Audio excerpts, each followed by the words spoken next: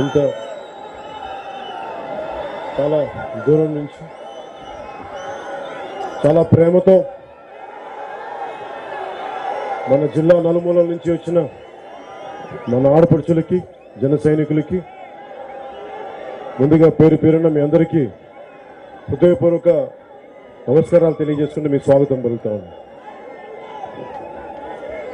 జన సైనికులు లేనిదే వీర మహిళలు లేనిదే జనసేన లేదు, పవన్ కళ్యాణ్ లేదు.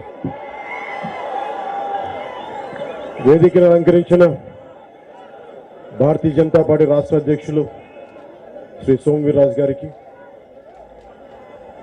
ఆంధ్రప్రదేశ్ ఇన్ఛార్జ్ శ్రీ సునీల్ దేవధర్ గారికి, ఎమ్మెల్సీ మాధవ్ గారికి, విష్ణువర్ధన్ రెడ్డి గారికి,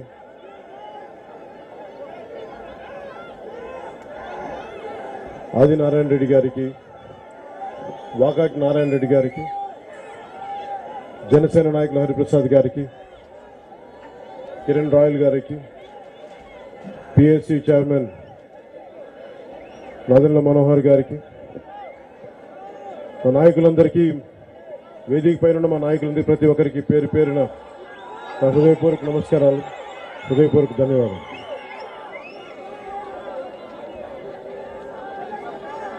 ఇంత తొందరగా ఎన్నికలు వస్తాయని, ఒక ఉప ఎన్నిక జరుగుద్ది. జీవితంలో మనం ప్రతి ఒక్కరూ కూడా నిండు నూరేళ్లు ఉండాలి అని కోరుకుంటాం, నిండు నూరేళ్లు చల్లగా ఉండాలని కోరుకుంటాం. ఈరోజు ఉప ఎన్నిక ఒక వైసీపీ అభ్యర్థి ఆయనకి కాలం చేయడం వల్ల ఆయన స్థానంలో పోటీ వచ్చింది. ముందుగా ప్రాణాలు కోల్పోయిన వైసీపీ ఎంపీ అభ్యర్థికి జనసేన తరపున, మా జన సైనికుల తరపున, మా ఆడపడుచుల తరపున, మా నాయకులందరి తరపున వారి కుటుంబానికి మా ప్రగాఢ సానుభూతిని తెలియజేస్తా ఉన్నాం. ఎందుకంటే మీ మరణం ఎలాంటి లోటు ఉంటుందో నాకు తెలుసు. కానీ ప్రజాస్వామ్యంలో ఒక ఉప ఎన్నిక జరిగినప్పుడు పోటీ చేయాలనే పరిస్థితి ఉంది కాబట్టి ఖచ్చితంగా పోటీ చేస్తున్నాం. కాబట్టి దాంట్లో భాగంగా కూడా చనిపోయిన వైసీపీ ఎంపీ అభ్యర్థికి, వారి కుటుంబ సభ్యులకి మనస్ఫూర్తిగా మా సంతాపాన్ని తెలియజేస్తున్న పరిస్థితుల్లో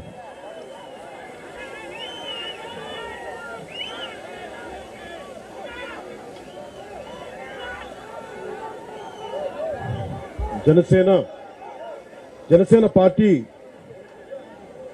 ఆవిర్భావానికి ముఖ్య కారణం ఒక నటుడిగా నేను మీ అందరికీ తెలుసు. నటుడిగా కాకముందు ఇదే తిరుపతిలో బాలాజీ నగర్లో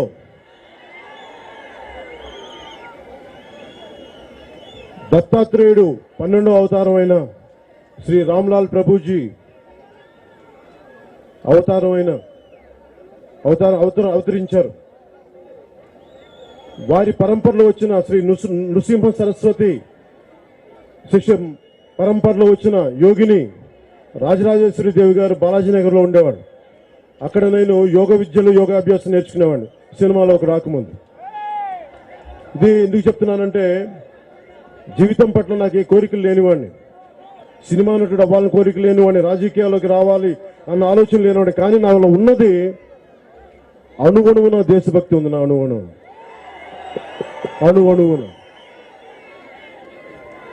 నేను నెల్లూరులో చదువుకున్న సెయింట్ జోసెఫ్స్ క్రిస్టియన్ మిషనరీ స్కూల్లో నాకు అణువణువున దేశభక్తి నింపింది నా గుండెల్లో, నా మిషనరీ స్కూల్.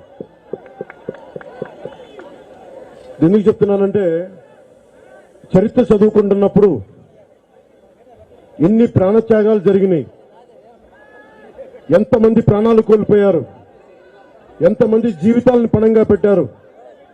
వారి జీవితాలను పణంగా పెట్టి మనకు వచ్చిన స్వాతంత్ర్యం ఇది. నాకున్నదల్లా ఒకే ఒక కన్సర్న్ ఉండేది నాకు జీవితం పట్ల. 100 సంవత్సరాల చెట్టును కూడా వెనక ముందు చూడకుండా నరికేస్తాం. ఒక 10 నెలలు కష్టపడి ఒక తేనె తుట్టు పడితే 10 నిమిషాలు దాన్ని ఖాళీ చేస్తాం. సమాజంలో ప్రకృతిలో ఉన్న ప్రతిదీ కూడా మనకు ఉపయోగపడేది. మనిషే నిజానికి తోటి మనిషికి ఎంత ఉపయోగపడతాడో నాకు నిజంగా తెలియదు. ఆలోచించాలి మనందరం ఒకసారి. అలాగే 200 ఏళ్ల పాటు పోరాడి సాధించిన ఈ స్వాతంత్ర్యాన్ని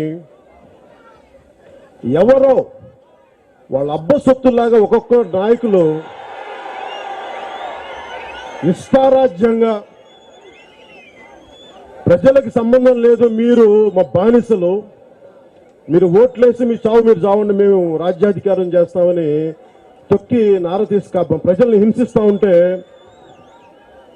సినిమాలోకి రాకముందు నుంచి కూడా నాకు వేదన ఉండేది. ఇలాంటి వ్యవస్థ, ఇలాంటి వ్యక్తుల మీద చాలా ఆవేదన ఉండేది. యోగాభ్యాసం చేసిన తర్వాత సాటి మనిషికి, సాటి జీవికి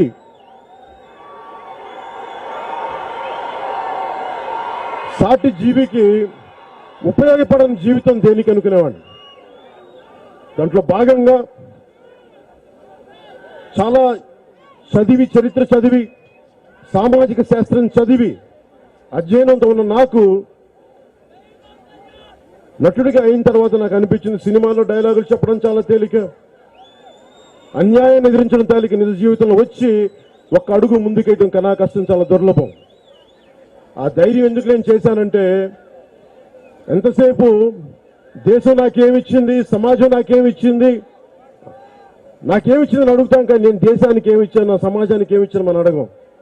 నేను అందరిలాగా మాట్లాడదలుచుకోలే. కోట్ల ట్యాక్సులు కడతాను, నేను కోట్లు సంపాదిస్తాను, కోట్ల ట్యాక్సులు కడతాను, కోట్ల రూపాయలు జనానికి ఇస్తాను. నేను ప్రజల సొమ్ముని కాజేసే వ్యక్తిని కాదు, నేను కాంట్రాక్టులు తీసుకొని కాంట్రాక్టులు డబ్బులు కాజేసే వ్యక్తిని కాదు, నేను నా కోట్లు నేను దాన్ని ఇచ్చే వ్యక్తిని.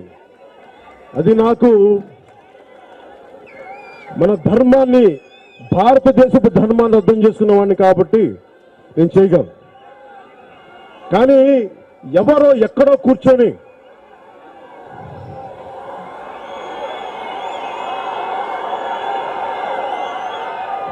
మోకాళ్ళ మీద కూర్చొని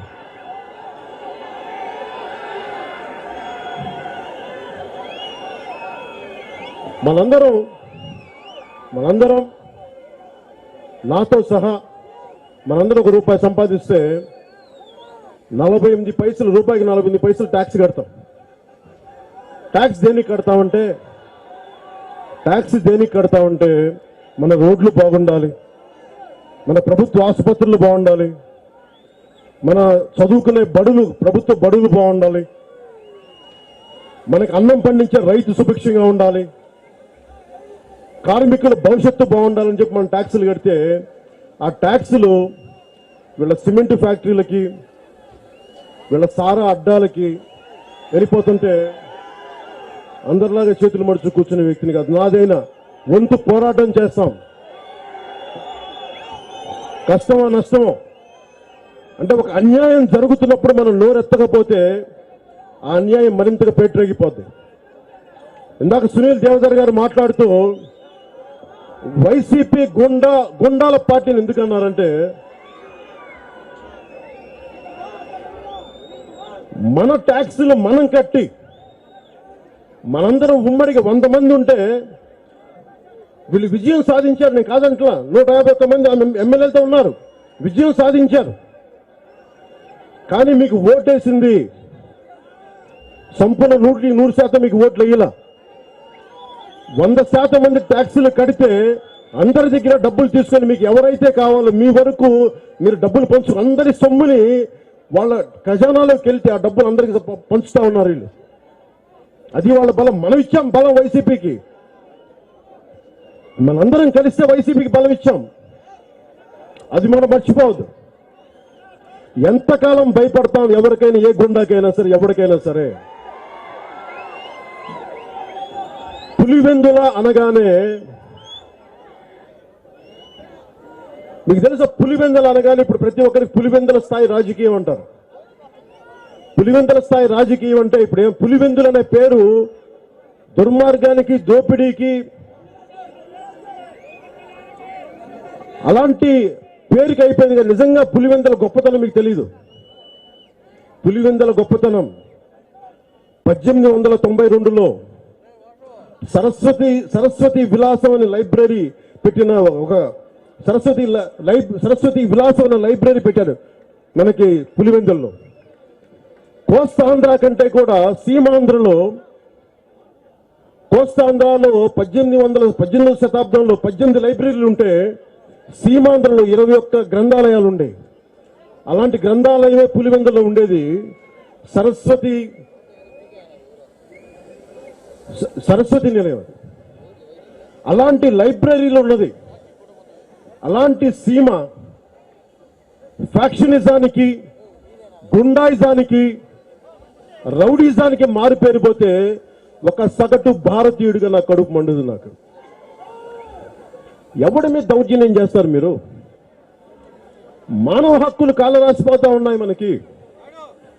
మీరు బాంబులు వేస్తా ఉంటారు మా మీద, దోపిడీలు చేస్తా ఉంటారు, అట్రాసిటీ కేసులు పెడతా ఉంటారు.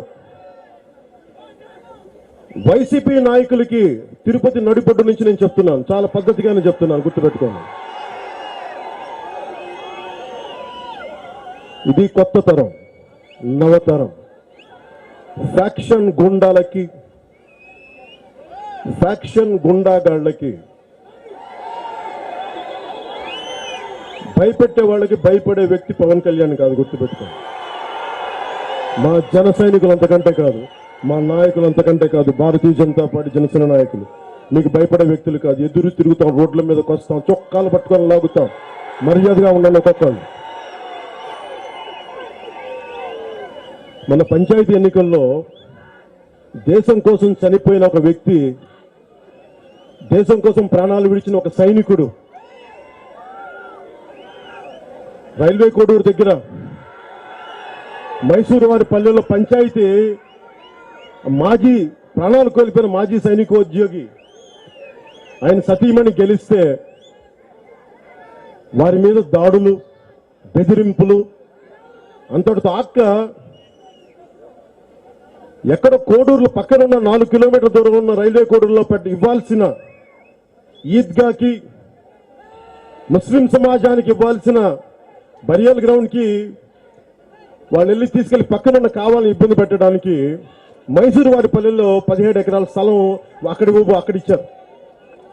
రైల్వే కోడూరులో అంత స్థలం, ప్రభుత్వ స్థలం పెట్టుకుని మైసూరు వారి పల్లెల్లో ఉన్న ఒక 17 ఎకరాల పూరంబోకు భూమిని ఆ పంచాయతీ నిర్ణయించింది. అక్కడ స్థానికంగా మన జనాభా పెరుగుతా ఉంది, ప్రాథమిక విద్య పాఠశాల సరిపోవట్లేదు, దాన్ని పెంచుదాం, తరగతులు పెంచుదాం, ఆట తరగతులకి మనకి ఆట విడుపు కేంద్రాలు పెడదాం, క్రీడా స్థలాలు పెడదాం అని అనుకుంటే దానికి ముస్లిం సమాజం మధ్య, అక్కడున్న స్థానికంగా ఉన్న సమాజం మధ్య గొడవ పెట్టడానికి వైసీపీ వేసిన ఎత్తుగడ ఇంకెక్కడ స్థలం లేనట్టుగా తీసుకెళ్లి ముస్లిం సమాజానికి, నువ్వు అక్కడ గెలిచిన వ్యక్తులకి గొడవ పెట్టే విధానం.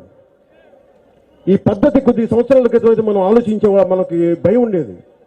నేను ఈ రోజున వైసీపీ నాయకులు చెప్తా ఉన్నాను, మీరు ఇలాంటి పిచ్చి పిచ్చి వేషాలు వేసి సమాజాన్ని విచ్ఛిన్నం చేసే పరిస్థితులు వస్తే, మిమ్మల్ని రోడ్లకి ఇచ్చే పరిస్థితులు దరిదాపులను దయచేసి మర్చిపోకండి మీరు.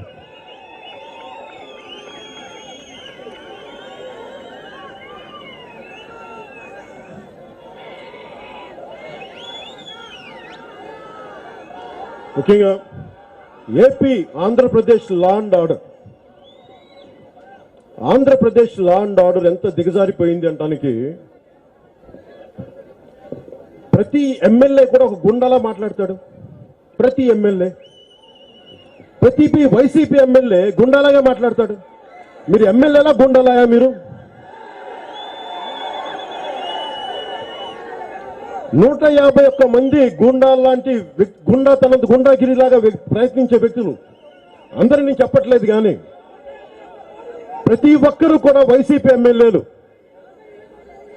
బెదిరింపులు, గుండాగర్ది ఇవి ఎక్కువైపోతూ ఉన్నాయి. మీకు పవన్ కళ్యాణ్ అనే వ్యక్తి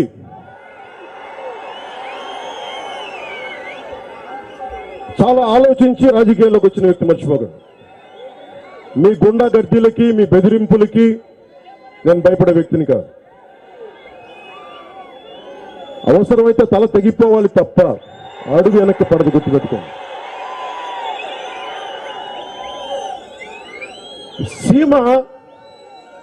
సీమాంధ్ర గొప్పతనం 21 లైబ్రరీలు ఉన్న సీమాంధ్ర ఒకప్పుడు 18వ శతాబ్దంలో చదువుల తల్లిది, సరస్వతి నేల ఇది, అన్నమాచార్యుడు పుట్టిన నేల, తిరిగిన నేల ఇది, వేమారెడ్డి వేమనగా పుట్టిన నేల ఇది, శ్రీకృష్ణ దేవరాయలు ఏలిన నేల ఇది, శ్రీకృష్ణ దేవరాయలు ఏలిన నేల. భయపడద్దా ఈ ఫ్యాక్షనిస్ట్ గుండాలను చూసి?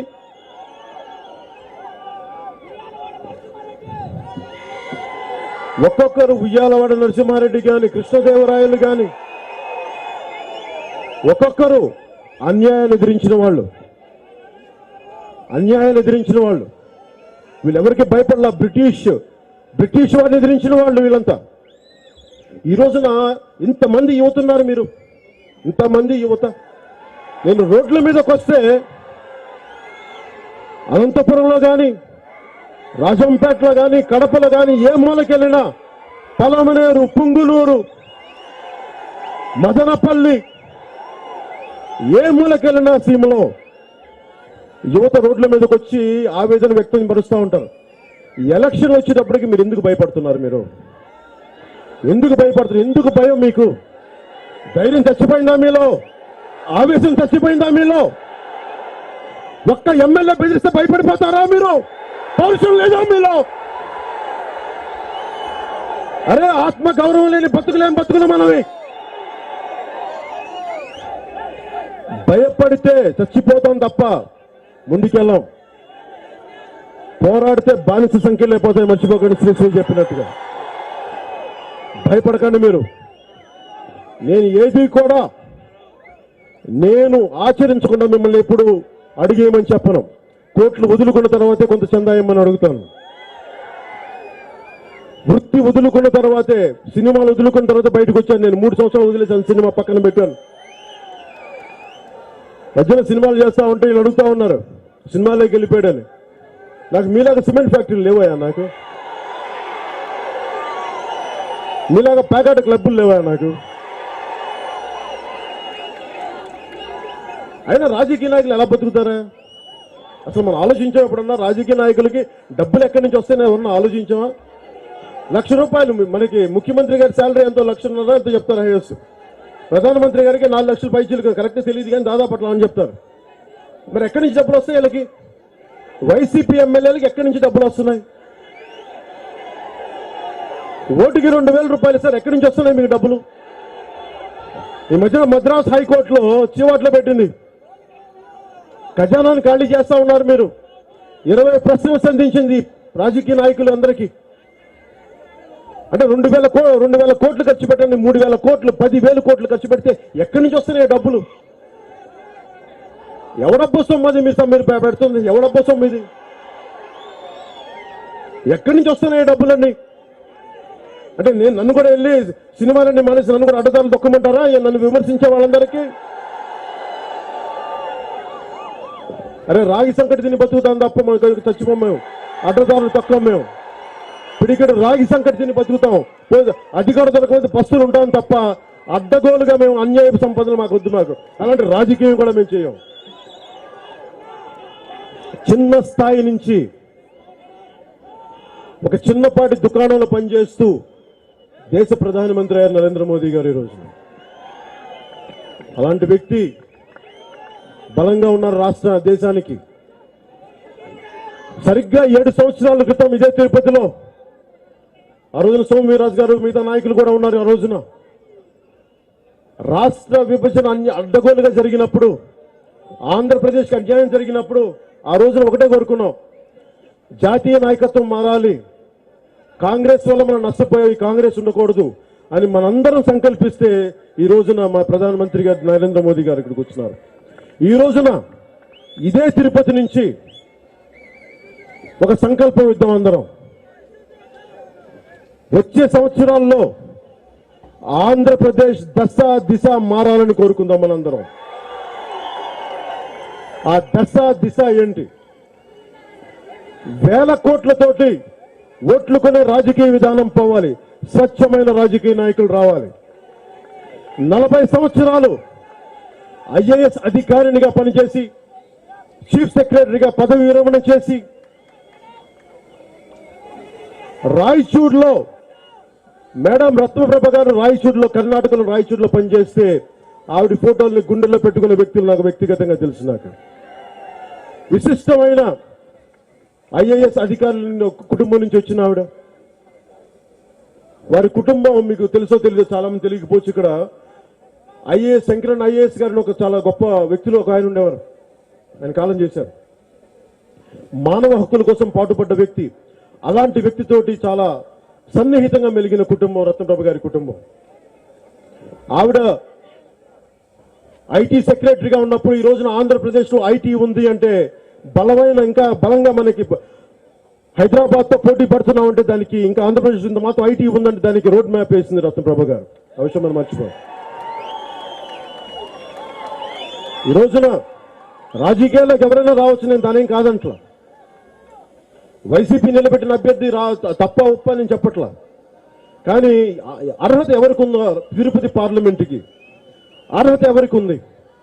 ఎవరు బలంగా దీన్ని ఈ తిరుపతి అభివృద్ధిని చేయగలరు?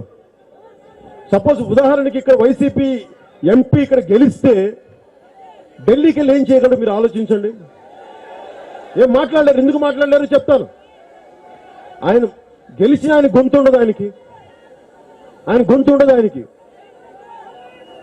ఎవరో ఇద్దరు ముగ్గురు కంట్రోల్ చేస్తారు మొత్తం పార్టీని. కానీ రత్నప్రభ గారు గెలిస్తే, మనందరం కష్టపడి గెలిపిస్తే మన సమస్యల్ని చెప్పుకోవచ్చు, బలంగా చెప్పుకోవచ్చు. మనం పోనీ వైసీపీ అభ్యర్థి ఏదైనా మాట్లాడదామని అనుకోవడానికి కూడా ధైర్యం లేదు. ఇంత అన్యాయం జరుగుతున్నప్పుడు 151 మంది సభ్యులుండి, ఎమ్మెల్యేలుండి, 22 మంది పార్లమెంట్ సభ్యులుండి, ఇంత బలమైన సత్తా ఉండి కూడా వీళ్ళకి ఏం చేశారు అంటే 6 నెలలు కర్రసాము చేసి మూలన్న ముసలమ్మను కొట్టాడు ఎవడో ఒకడు.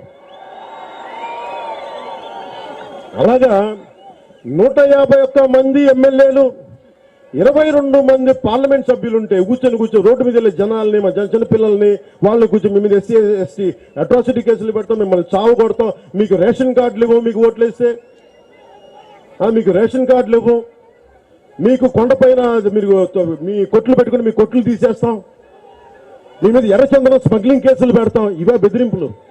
సామాన్యుల మీద మీ ప్రతాపం దమ్ముంటే పవన్ కళ్యాణ్ చూపించండి, తెలుసుకుంటారు. అలా నేను ఛాలెంజ్ చేస్తున్నా. వైసీపీ నాయకులు నేను ఛాలెంజ్ చేస్తున్నా. నా మీద రండి, మీరు గొడవ అవుతారండి, నేను సిద్ధం. మీరు ఎలాంటి గొడవ పెట్టుకుంటారో నేను దానికి సిద్ధం. రండి, నేను అధికారం బదలాయింపు జరగాలి. నాకు నిజంగా ముఖ్యమంత్రి స్థానం ఇవన్నీ కూడా నాకు ఎప్పుడు వీటి గురించి నేను ఆలోచించలేదు. మనస్ఫూర్తిగా చెప్తున్నాను మీకు. ఆ 7 కొండల వాడి సాక్షిగా, గుండెల సాక్షిగా చెప్తున్నాను. నేను ఎప్పుడు అధికారం కోసం అరులు చాచే వ్యక్తిని కాదు. నేను చాలా చిన్న వయసులో బాలాజీ కాలనీలో యోగిని రాజరాజేశ్వరి దేవి గారు నాకు శక్తిపాతం ద్వారా యోగ దీక్షిస్తే అదే చాలు, అదే మొహం, అదే గొప్పదనుకున్నవాడిని. నటుడయ్యాను, మీ అభిమానం సంపాదించాను, ఈరోజు పొలిటికల్ పార్టీ పెట్టాను, మీరు నాకు మీ గుండెల్లో ఉన్నాను. అంతమించి నాకు వేరే పెద్ద పదవి నాకేం అవసరం లేదు. మీ గుండెలో ఉన్న పదవి నాకు చాలా అత్యంత అద్భుతమైనది. ఈ ముఖ్యమంత్రి పదవి అనేది మీకు సేవ చేసుకునే భాగ్యానికి అది నిజంగా వస్తే అందరికంటే ఎక్కువ సేవ చేయగలం, ఖచ్చితంగా చేయగలం. కాకపోతే దానికోసం అరువులు చాచే వ్యక్తిని కాదు. వచ్చిందా సంతోషం, రాలేదా సంతోషం, కానీ నేను మటుకు మీకోసం నా కడశ్వాస వరకు నేను మీకోసం పనిచేస్తుంటాను.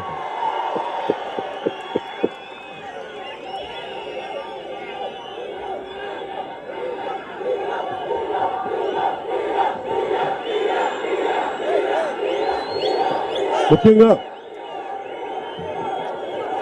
ఇందాక మాట్లాడుతూ అధికారం బదలాయింపు గురించి మాట్లాడాను. నేను సినిమాలోకి రాకముందు నుంచి మీ అందరికీ తెలుసో లేదో హైదరాబాద్లో ఉండేటప్పుడు కూడా ఏ వర్గాలైతే అధికారానికి దూరంగా ఉన్నాయో, ఏ వర్గాలైతే ఇంకా మాకు భిక్ష పెట్టు అనే స్థాయిలోనే ఉన్నాయో అలాంటి అణగారిన వర్గాలకి అండగా ఉండాలి. నేను గొంతు నవ్వాలి వాళ్ళకి అనుకునేవాడిని. దాంట్లో ఎస్సీ ఎస్టీ వర్గాలు ఉన్నాయి, షెడ్యూల్డ్ ట్రైబ్స్ ఉన్నాయి, దళిత కులాలు ఉన్నాయి, వెనుకబడిన సంచార జాతులు ఉన్నాయి, బలిజ కులాలు ఉన్నాయి, వెనుకబడ్డ ముస్లిం మైనారిటీ వర్గాలు ఉన్నాయి. పేదరికానికి పుట్టిందే అగ్రకులంలో కానీ మొత్తం అడుగడుగున పేదరికం ఉండే బ్రాహ్మణ సమాజం, వైశ్యులు, అనేక మిగతా అగ్రకులాలన్నింటిలో పేదలు, వీళ్ళందరికీ వాళ్ళ సామాన్యులు వారికి గొంతు అవ్వాలనుకునేవాడిని. మీరు చూస్తే నేను ఏ రోజు కూడా నేను అడ్వర్టైజ్మెంట్లు చేయలేదు. నేను కోట్లు తీసుకొని నేను అడ్వర్టైజ్మెంట్లు చేయలేదు. ఎందుకు చేయలేదో కూడా చెప్తాను. నేను బ్రాండ్ అంబాసిడర్గా ఉండాలి అంటే మా ప్రజలకు ఉంటాను తప్ప నేను ప్రోడక్ట్లకి అయితే ఉండను నేను అనుకున్నాను. ఎందుకు చేయలేదు? వాళ్ళకి డబ్బు పోగొట్టుకున్నా నాకు తెలుసు. అది జ్ఞానం లేక కాదు, జ్ఞానం ఉండి నేను పోగొట్టుకున్నా. నాకు అవసరం లేదు. నేను నిలబడాల్సింది మా ప్రజలకి నిలబడాలి తప్ప ఎక్కడో కంపెనీ ప్రోడక్ట్లకి కాదు. నేను నిలబడితే నా దేశానికి నిలబడతాను, సమాజానికి నిలబడతాను. ఈ విలువలతో ఉండే రాజకీయ నాయకులు చాలా కష్టం, ఇబ్బందిగా ఉంటుంది. ఒకసారి నాకు అనుకుంటున్నా, అసలు నువ్వు ఎందుకు వచ్చావు రాజకీయాల్లోకి? ఇంత అవినీతి భయంతో నిండిపోయిన రాజకీయాల్లో నువ్వు వచ్చి ఏం సాధిస్తావంటే నేనేం సాధించకపోవచ్చు, కానీ భావితరాలకి పవన్ కళ్యాణ్ అనేవాడు ఒకడు వచ్చి ఒక ప్రయత్నం అయితే చేశాడయ్యా అనిపించుకుంటే నా జీవితం ధన్యం. ఏం కావాలి నాకు? ఎన్ని వేల కోట్లు తింటావు? ఎన్ని వేల ఎకరాలు కావాలి మనిషి బతకడానికి? చచ్చిపోతే నీకు 6 అడుగులు గొయ్య తప్ప ఇంకేం కావాలి నీకు? ముఖ్యంగా లా అండ్ ఆర్డర్ ఇంత ఏ స్థాయికి దిగజారిపోయింది అంటే, లా అండ్ ఆర్డర్ ఏ స్థాయికి దిగజారిపోయిందంటే రాష్ట్రంలో స్వయాన ముఖ్యమంత్రి గారి చిన్నాయన వివేకానంద రెడ్డి గారు దారుణ హత్యకు గురైతే 2018లో ఈ రోజుకి దిక్కు లేదు. ఎవరు చంపారో తెలీదు.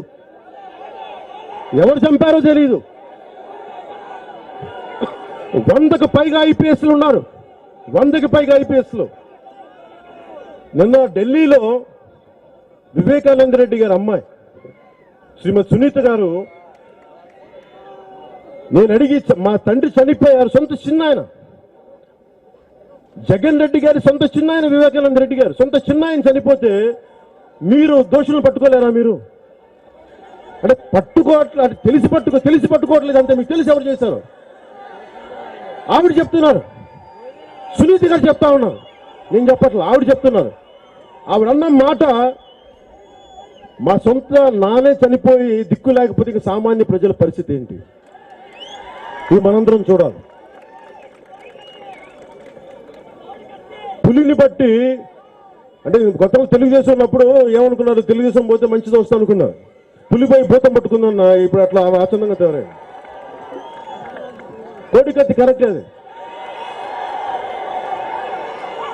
ఆ రోజున 2018లో జగన్ రెడ్డి గారి మీద దాడి జరిగినప్పుడు వైజాగ్ ఎయిర్పోర్ట్లో ఇంత కోడికత్తితోటి చాలా గట్టి హత్యాయత్నం చేశారు.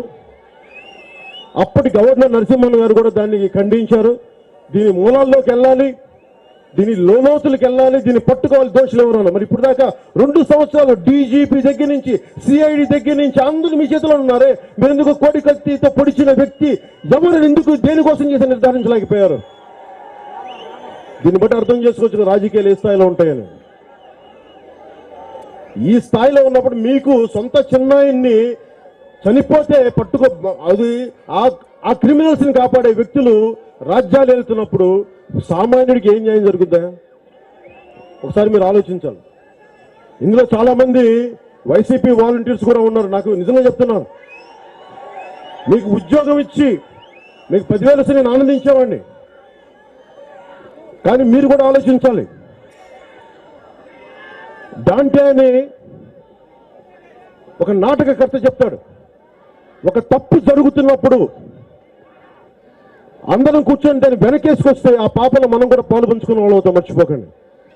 వైసీపీ చేసే తప్పుల్ని, ఘోరాలని చాలా మంది వెనకేసుకొస్తా ఉన్నారు. వారు చేసిన ప్రతి హత్య, చేయిస్తున్న ప్రతి దాడి దాంట్లో మీరు భాగస్వాములు అవుతారు, గుర్తుపెట్టుకోండి. ఆ పాపం దెబ్బ కొడద్దు మీకు.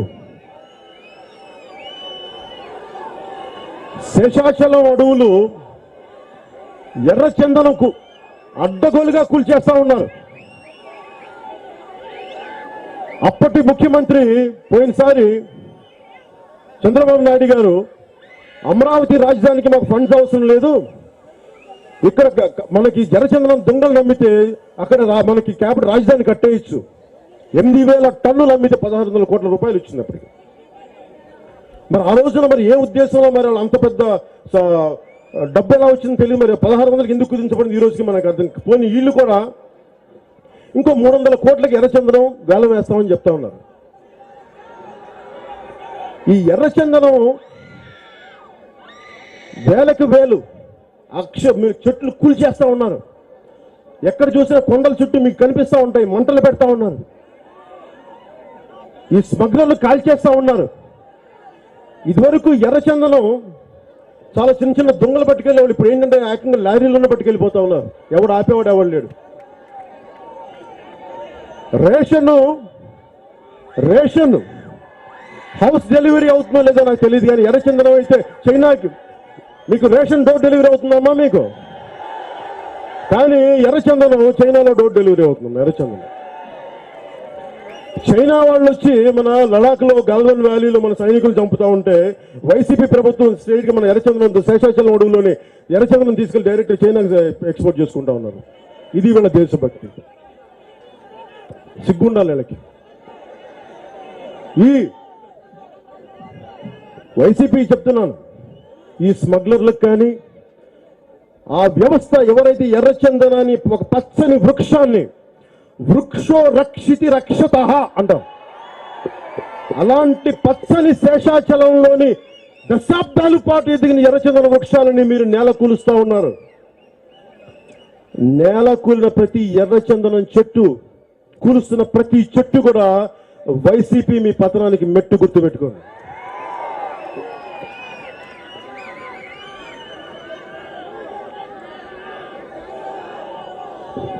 నేను ఇందాక చెప్పినట్టుగా అణగారిన వర్గాలకి అండగా ఉండాలనుకునేవాడిని. మీకు చాలా మందికి నేను సామాన్యుడి కదా నాకేం భయం ఉంటుంది అనుకుంటారు. మీలో అసామాన్యమైన శక్తి ఉంది, గుర్తుపెట్టుకోండి. ఇక్కడున్న ప్రతి ఒక్కరిలో, చూస్తున్న ప్రతి ఒక్కరిలో, వింటున్న ప్రతి ఒక్కరిలో ఒక ఆకు రవిడికి, ఒక పనికి మాలిన గుండాగాడికి మీరు భయపడాల్సిన అవసరం లేదు. ధైర్యం ఎలా వస్తుంది అంటే, జిమ్కి వెళ్తే మీరు కండ పెంచుతున్నారు కదా, ధైర్యం కూడా అనుకుంటే మీరు వెళ్ళి గొడవ పెట్టుకోమని చెప్పట్లా, మీరు గొడవలు పెట్టుకోమని చెప్పట్లా. భావదారిద్ర్యం ఒకటి ఉంది. నేను ధైర్యంగా ఉంటానని మీరు మనసులో కూడా అనుకోవడానికి భయపడితే సమాజం ఎక్కడ మార్పు వస్తాయా మీకు? మీరు ధైర్యంగా ఉండాలి. ధైర్యంగా ఉండటం అంటే మీరు ఒక ఓటు వేయడానికి ధైర్యంగా వెళ్ళండి, ఒక ప్రయత్నం చేయండి. మీరు నా సభల చుట్టూ వచ్చి ఓటు అన్యాక్రాంతం అయిపోతే రేపు పొద్దున మీ మీద దాడులే చేస్తారు. మీ మీద మీకు అండగా నిలబడి, నేను చాలా మంది అంటారు నిన్ను ప్రజల్ని పక్కన నిలబడరంటే నేను అనుకున్నా, వాళ్ళకి భయాలు ఉంటాయి. వాళ్ళకి ఒక సభ వచ్చినప్పుడు రాయలసీమంతా నిండుద్ది, నాకు తెలుసు, నిజంగా తెలుసు నాకు. రాయలసీమలో రాయులేలిన నేల ఇది, కృష్ణదేవరాయలు ఏలిన నేల ఇది, తత్వం చెప్పిన నేల ఇది, వేమన తత్వం చెప్పిన నేల ఇది, బ్రహ్మం గారు పుట్టిన నేల ఇది. ఇలాంటి నేలలో ధైర్యం లేకుండా ఎందుకు పోద్ది? కానీ ఉంటుంది. కానీ ఎక్కడో అందరం విడివిడిగా ఉన్నాం, కులాలుగా, సమూహాలుగా. మీరందరూ ఒకటి అవ్వాల్సిన పరిస్థితి ఇది. మీరు కనుక ధైర్యంగా లేకపోతే మటుకు రాయలసీమ ఇట్లా వెనకబాటుగా ఉంటుంది. వెనకబాటుగా లేదు ఇక్కడ. నిజంగా వెనకబాటుతనం అంటే కొంతమందికి వేలకి వేల ఎకరాలు ఎక్కడి నుంచి వస్తాయి, 100 కోట్ల డబ్బులు ఎక్కడ సంపాదిస్తారు. మన బతుకులు ఎందుకు మారట్లేదు? వాళ్ళ జిందగీలు మారుతున్నాయి కానీ మన జిందగీలు ఎందుకు మారట్లా? ఒకసారి ప్రతి ఒక్కరు మనం చూసుకోవాలి. మీరు ధైర్యంగా లేకపోతే మేము ఎన్నిసార్లు ఎంతమంది వచ్చినా మార్పు అయితే రాదు. మార్పు రావాలి అంటే ఈ ఉప ఎన్నిక, నేను వచ్చి నిలబడ్డాను పోయినసారి కూడా, ఏమైంది? మార్పు రావాలి అంటే మీరు ఓటు వెయ్యాలి. మీరు చాలా మంది చాలా మంది ఏం మాట్లాడతారంటే దేశం చాలా గొప్ప మహానుభావులు, ప్రతిసారి అంబేద్కర్ గారికి పాలాభిషేకాలు, సుభాష్ చంద్రబోస్కి జై హిందులు, గాంధీ గారికి నమస్కారాలు, రాధాకృష్ణన్ గారికి జైజేలు పలికి ఓటేసే రోజు మట్టుకు వాళ్ళకి సెలవు కావాలి. వాళ్ళకి సెలవు రోజు అది. అరే దేశం కోసం భగత్ సింగ్ 23 ఏళ్ల వయసులో చచ్చిపోతే ప్రజలను చచ్చిపోమని అడితే ఒక్క రోజుని క్యూలో నిలబడి ఓట్లు వేయలేరా మీరు? ఒక్క రోజు ఓట్లు అంత మాత్రం ఒకటి దేశం కోసం సమాజం కోసం త్యాగం చేయలేరా మీ సమయాన్ని? అంత మాత్రం ప్రేమ కూడా లేదు దేశం మీద మీకు, అంత మాత్రం బాధ్యత కూడా లేదు మీకు దేశం మీద. కనీసం బాధ్యత లేదా? హక్కుల గురించి మాట్లాడే వాళ్ళకి బాధ్యతల గురించి కూడా తెలుసుకోవాలి.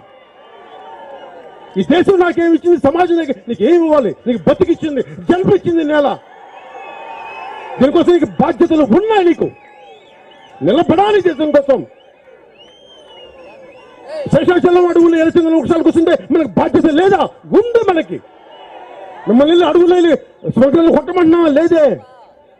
రత్నప్రభ గారు రేపు పొద్దున పార్లమెంట్కి అభ్యర్థిగా నిలబడి మనం ముందుకెళ్తుంటే ఆవిడకి ఓటు వేయండి, రోడ్డు మీదకి రండి.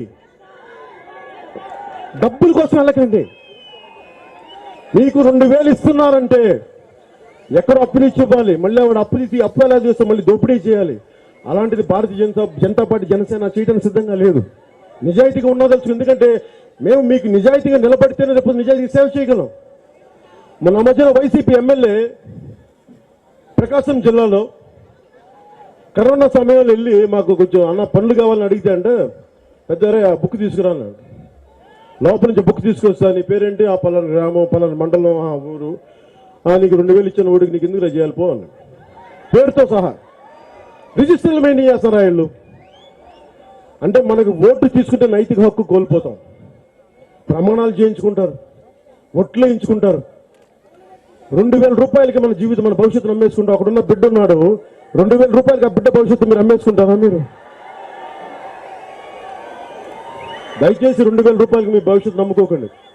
మా లాంటి వాళ్ళని తప్పన పడతాం. చాలా కాలం నేను ఆలోచించేవాడిని, ఏ రోజున్నా సరే భయపడకుండా మాట్లాడగలనని చాలాసార్లు తప్పించాం. మధ్యలో సినిమాలు ఎందుకు చేయలేకపోయానంటే, సినిమాలో ఇన్ని చాంతాడంత డైలాగులు మాట్లాడతాం, రియల్ లైఫ్కి వచ్చేటికి బెబ్బెబ్బెబ్బే అని మాట్లాడతాం, ధైర్యం రాదు. నేను అది జయించి నిజంగా నాకు చెప్పిన బలం, నాకు ఎప్పుడు బలం వచ్చిందంటే, నేను ఒక ఆశయానికి నిలబడి 2019 ఎన్నికల్లో ఓడిపోతే నాకు ధైర్యం వచ్చింది. నేను సమాజం కోసం నిలబడగలను, చేయగలను. అంబేద్కర్ స్ఫూర్తి నాకు. ఆయన ఓడిపోయాడు, అంబేద్కర్ ఓడిపోయిన దేశం కోసం నిలబడ్డాడు మహానుభావుడు. ఆయన నాకు స్ఫూర్తి. నాకు ఒక నారాయణ గురు, ఒక పూలే, సాహు మహారాజ్,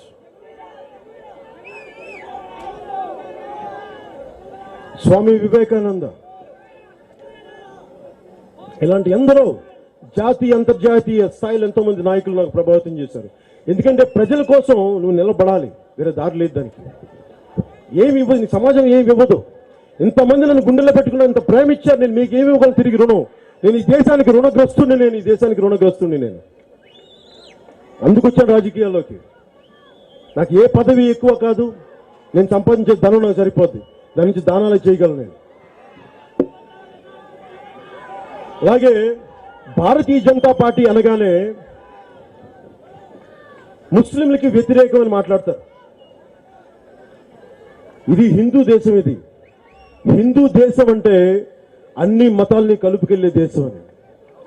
భారతీయ జనతా పార్టీ హిందువులంటే హిందువుల ఒక్కల కోసమని కాదు, ఇది అందరికీ. హిందూ మాట ఏంటంటే, నువ్వు ఇస్లాం మతస్థుడివైనా, క్రిస్టియన్ మతస్థుడివైనా, బుద్ధిస్ట్ అయినా, లేదా సిక్కు, ఇంకే మతం అయినా సరే, యూదులు అయినా సరే, లేదు అసలు ఏ మతం నాకు వద్దు, నిన్ను కూడా ఇది సర్వంగా కలుపుకెళ్లే దేశం. అలాంటి భావజాలాన్ని పాటించేది భారతీయ జనతా పార్టీ.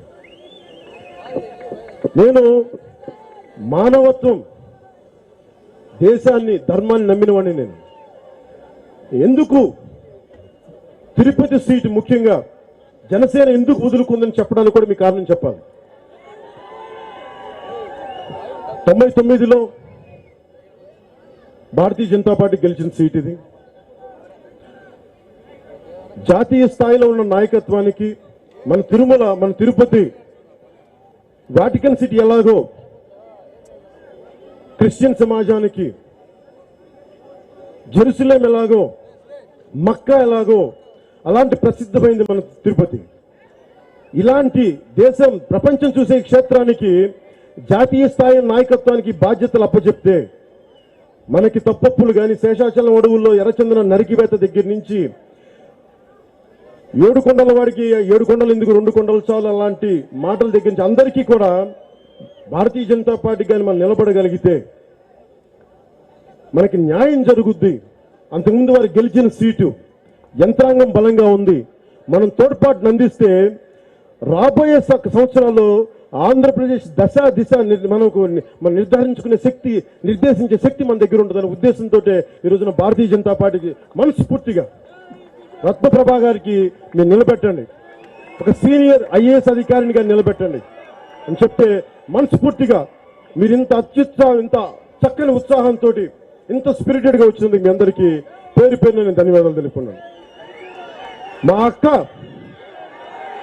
అక్క రత్నప్రభ నాకు చేతికి ఇది కట్టారు, ఇది గుండెల్లో పెట్టుకుంటాం. అది మా అక్క గెలవాలని నేను కోరుకుంటున్నాను. మా అక్క మనకి సేవ చేయాలి, మన రాష్ట్రానికి సేవ చేయాలని కోరుకుంటున్నాను.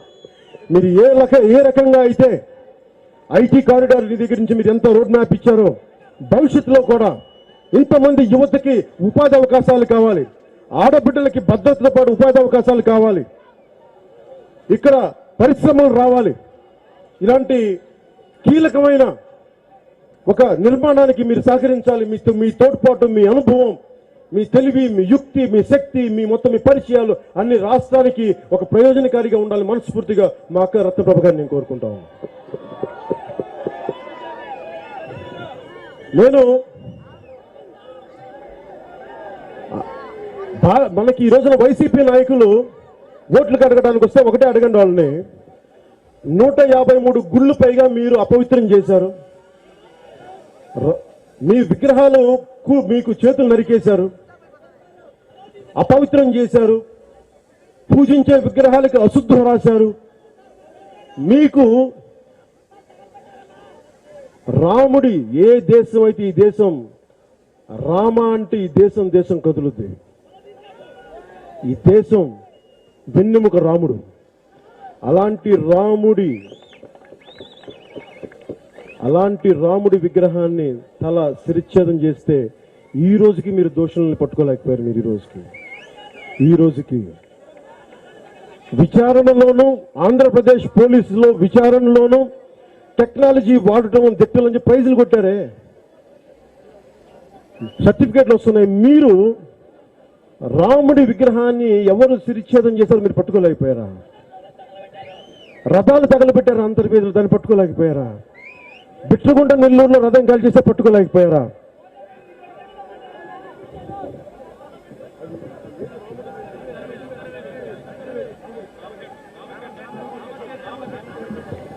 రామతీర్థం శ్రీరాముడి తల విగ్రహం నరికేస్తే నన్ను అందరూ రమ్మని కోరుకున్నారు. నువ్వు రాన్న ఒకసారి చూద్దామంటే ఎందుకెళ్ళా తెలుసా మీకు? రాముడు అంటే గుండెల్లో పెట్టుకున్నవాడు. నేను మీకు చెప్పలేదు ఇప్పుడు దాకా. నేను ఆస్తమాతో బాధపడుతున్నప్పుడు చిన్నప్పుడు మా నాన్న డ్యూటీ నుంచి వచ్చి పడుకొని ఉంటే, నాకు ఆస్తమాతో ఉపసంతో బాధపడతా ఉంటే రామనామము రమ్యమైనది రామనామం అని మా నాన్న పాడింది ఉండిపోయింది. మా అమ్మ ఈ రోజుకి చాలా మంది తల్లుల్లాగా రామకోట రాస్తుంది. మా అమ్మ రాముడితో పునీతమైన నేల, ఇలాంటి రాముడి నేల మీద విగ్రహం నరికేస్తే ఏమి బాధ్యత లేదే. ఆంజనేయ స్వామి చేతులు నరికేస్తే మాట్లాడరే, దుర్గాదేవి రథం వెండి విగ్రహాలు మాయమైపోతే మాట్లాడరే, పైహెచ్చు మాట్లాడకపోగా ఆంజనేయ స్వామి విగ్రహాలు పోతే ఆయన ఏమైనా పోయిందా, ఆయన ఏమైనా అడిగాడా, మీరేంటే గోవాలంటారు. చూడండి, మీరేంటే గోవాలని మాట్లాడతారు. అలాగే వెండి సింహాలు పోతే దాంతో మేడల మిద్దులు కట్టుకుంటామా, లేదంటే మిల్లులు పెడతామా? ఇదే మీరు మాట్లాడేది. ఇదే మీరు హిందూ మతం కాకుండా ఏ మతానికైతే మీరు ఎంత గోల చేస్తారా మీరు? నేను అన్ని మత విశ్వాసాలని గౌరవించేవాడిని, గుర్తుపెట్టుకోండి. దారిలో వస్తూ ఉంటే కూడా ఒక ఇస్లాం ఆడపడుచు, ముస్లిం ఆడపడుచు ఆపి పెడితే నేను దగ్గరికి వచ్చి నేను దగ్గర తీసుకున్నవాడిని. ఒక రాఖీ కడితే కట్టించుకున్నవాడిని. ఎందుకు చెప్తున్నానంటే, ఏదైనా మాట్లాడితే జనసేన, భారతీయ జనతా పార్టీ మైనారిటీలకు వ్యతిరేకంగా ఒక ప్రచారం చేస్తూ ఉంటారు. ఆలూరు, కర్నూలులోని ఆలూరు నియోజకవర్గంలో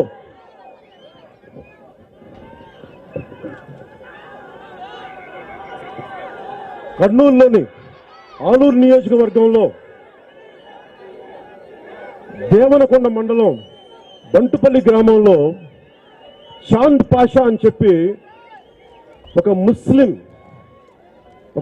మతస్థులు ఒక ఆయన 400 ఆవులతో గోశాల చేస్తా ఉన్నారు. ఆయన ఒక ముస్లిం మతస్థులు. అది దేశం తాలూకు గొప్పతనం. అది పాలు కూడా తీరాయన. మిగతా వాళ్ళు పాలు తీస్తారేమో కానీ ఆ చాంద్ పాషా గారు పాలు కూడా తీరు. కేవలం ఆ గోమయంతో, వీటితో, గోమూత్రంతో, వాటితో ఏదో మనకి వ్యవసాయానికి కావాల్సిన పదార్థాలు తయారు చేసి అమ్మే వ్యక్తి, దాని మీద జీవనం సాగించే వ్యక్తి. అలాంటి మహానుభావులు ఉన్నారు ముస్లింలు. అలాంటి వారందరినీ గుర్తించేది. ఇందాక నేను చెప్పినట్టుగా రామతీర్థానికి ఎందుకు వెళ్ళలేదంటే, నేను ఇలాంటి పరిస్థితులకు వెళ్తే మీకు తెలిసి రోడ్ల మీదకి వస్తే ఎలా ఉంటుందో. నా వల్ల అమాయకులు బలవకూడదు. విగ్రహాలను కూల్చేసిన దోషులు 10 మందే ఉంటారు. దానికోసం అమాయకులు బలవకూడదు. అది ముస్లిం మతస్థులు కావచ్చు, హిందువులు కావచ్చు, క్రిస్టియన్ మతస్థులు కావచ్చు, ఎవరైనా కావచ్చు. వారు అమాయకులు నరకకూడదు, మనకి బలవకూడదని చెప్పి ఒక ఉద్దేశంతో నేను రామతీర్థం రాలేదు. బాధ లేక కాదు, రాముడి విగ్రహం శిరచ్ఛేదం అయితే మదనపడి కాదు, వెదలేక కాదు, బాధ్యతతో ముందుకు రాలేదు. ఎందుకంటే సామాన్యుడు అమాయకుడు బలవకూడదు అన్న ఒక బాధ్యత నన్ను ఆపేలా చేసింది. మరి ఈ రోజున 153 గుడుల పైన దాడులు జరిగితే ఒక్కళ్ళని దోషులుగా పట్టుకోలేని వైసీపీ ప్రభుత్వం ఏ మొహం పెట్టుకొని తిరుపతిలో ఉప ఎన్నికలకు ఓటు పెట్టుకొని వస్తారు? వెంకటేశ్వరుడు ఏడుకొండల స్వామి స్వయాన క్షేత్రంగా వెలిసిన నేల ఇది. ఏ మొహం పెట్టుకొని వస్తే మీరు వేస్తారు? ఒకసారి అందరికి చెప్పండి ఒకసారి. ఎందుకంటే వెంకటేశ్వర స్వామిని కొలిచే నేల ఇది. వెంకటేశ్వర స్వామిని కొలిచే నేల ఇది. అందరూ గుండెలో పెట్టుకుని మీరు కనుక వైసీపీకి ఓటేస్తే ఏడుకొండల వాడికి ద్రోహం చేసిన వాడు అవుతారు. దయచేసి ఇది మనసులో పెట్టుకోండి. మీరు ఆలోచించండి. నేను మిమ్మల్ని ప్రభావితం చేయట్లా, కానీ మీరు ఆలోచించి ఓటు వేయకపోతే మటుకు వైసీపీకి ఓటు వేస్తే మటుకు మీరు దేవాలయాలు కూల్చిన వాళ్ళకి వత్తాసు పలికినట్టు అవుతుంది. మటుకు మీరు మర్చిపోకండి. అలాగే ఇందాక మాట్లాడుతూ ఈ దేశంలో, ఈ రాష్ట్రంలో దశ దిశ మారాలి. అణగారిన వర్గాలకు అధికారం రావాలి. కుటుంబ రాజకీయాలు చేసే వ్యక్తులం కాదు. భారతీయ జనతా పార్టీ కానీ, జనసేన పార్టీ కానీ కుటుంబంతో నడిపే పార్టీలు కాదు. ఇవన్నీ చాలా ప్రజాస్వామ్యబద్ధంగా నడిచే పార్టీలు. ఒకటే కోరుకుంటా ఉన్నాం,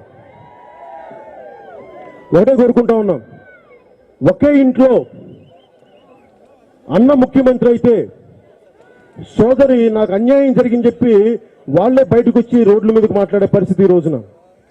ఒక కుటుంబంలో నేను మా అన్న జైల్లో ఉన్నప్పుడు నేను రోడ్లంతా తిరిగాను, నన్ను గుర్తించలేదు అని ఒక సోదరి మాట్లాడితే బయటకు వస్తే,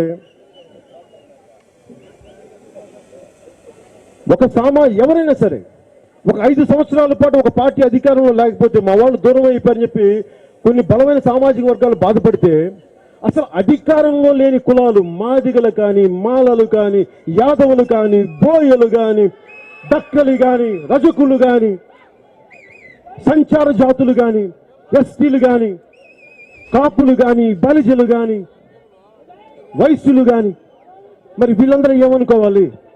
ఈ రోజు అధికారం చూడలేదే. దామోదరం సంజయ్ గారి తప్ప ఒక్కళ్ళు ముఖ్యమంత్రి అవ్వలేదే మాదిగల నుంచి, దళిత జాతి నుంచి. అసలు మిగతా బీసీ కులాలకి అసలు అత్తపత్తా లేదే. మీకే ఒక పర్యాయం ఎన్నికల్లో మీరు మీ వ్యక్తులు రాకపోతే మీరు ఇంత తలడిల్లిపోతారే, మరి మిగతా జాతులు, మిగతా కులాలు ఏమనుకోవాలి? అందరూ ఆలోచించాలి. నేనున్నది జనసేన, భారతీయ జనతా పార్టీ ఉన్నది ఈ ఉప ఎన్నిక ప్రారంభం మటుకే. ఇది ప్రారంభం మటుకే. మార్పు తీసుకొస్తాం, మార్పుకి నిలబడతాం. జనసేన భారతీయ జనతా పార్టీ విజయ కేతనం ఎగరవేస్తాం. వైసీపీ దోపిడీ రాజ్యానికి అడ్డుకట్ట వేస్తాం, అడ్డుకట్ట వేస్తాం.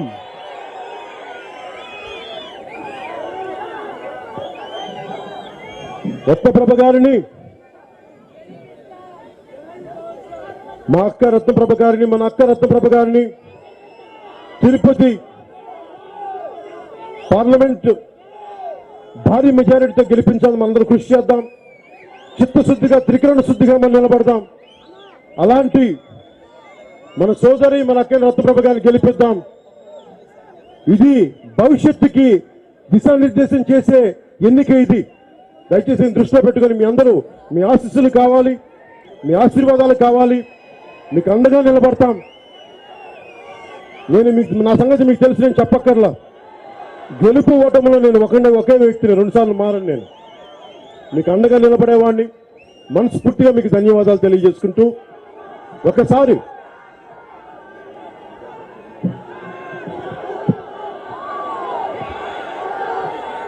అలాగే ముగించబోయే ముందు ఇప్పుడే మర్చిపోయింది ఒకటి ఉంది.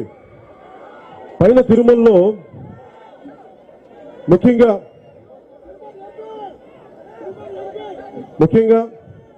బలిజ కులస్తుల్ని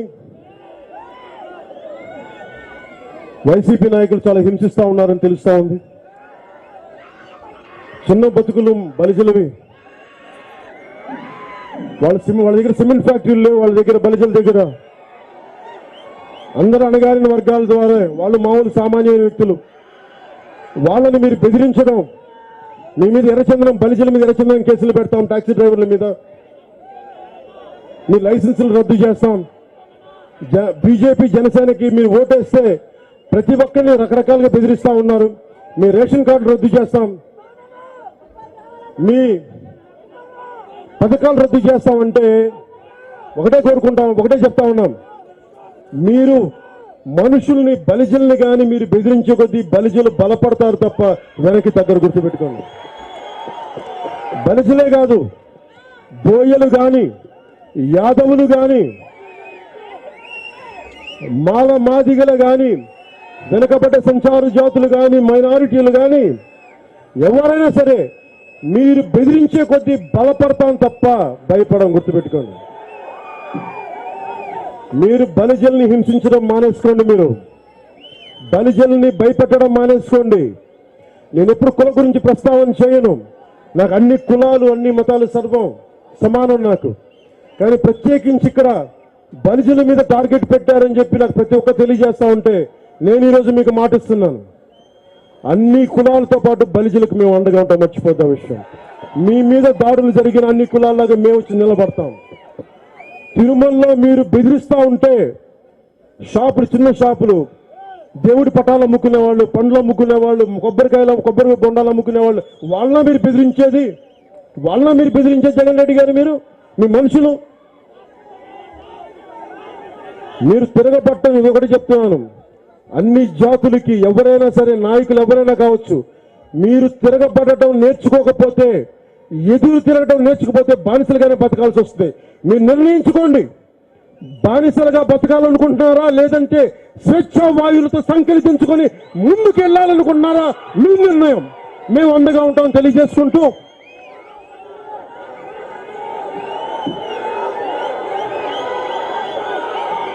ఏ దేశమేగినా పొగడరా నీ తల్లి భూమి భారతని అన్నట్టుగా, మనం విన్నట్టుగా